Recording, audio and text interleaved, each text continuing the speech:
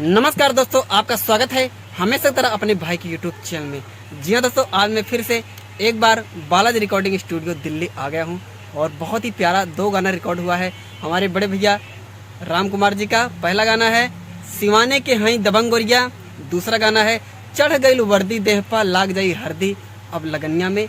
बहुत ही प्यारा song recording हुआ है, बहुत ही जल्द रमेश विक्की यादव ऑफिशियल चैनल पर रिलीज होने वाला है।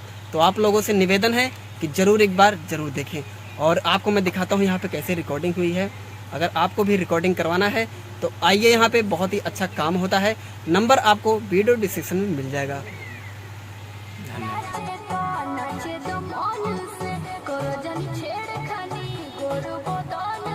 राजा हो ये बोल दो गाओते गाओते राजा हो गाओते गाओ राजा हो।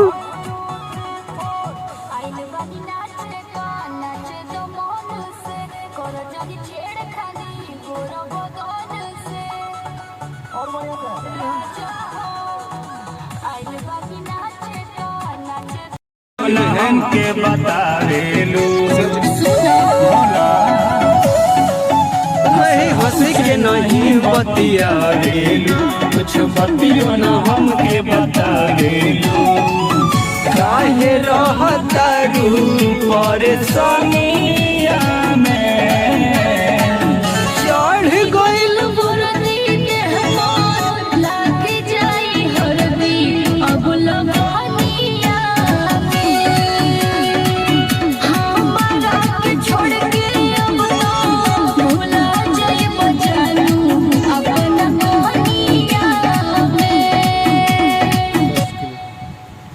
चलिए दोस्तों, वीडियो आपको कैसी लगी? अगर आपको भी गाना रिकॉर्डिंग कराना है, म्यूजिक बनवाना है, गाना लिखवाना है, कोई भी म्यूजिक से रिलेटेड जितना कोई भी अगर काम आपको करवाना है तो एक बार जो है अपने भाई से संपर्क करें। नंबर आपको मेरा वीडियो डिस्क्रिप्शन मिल जाएगा।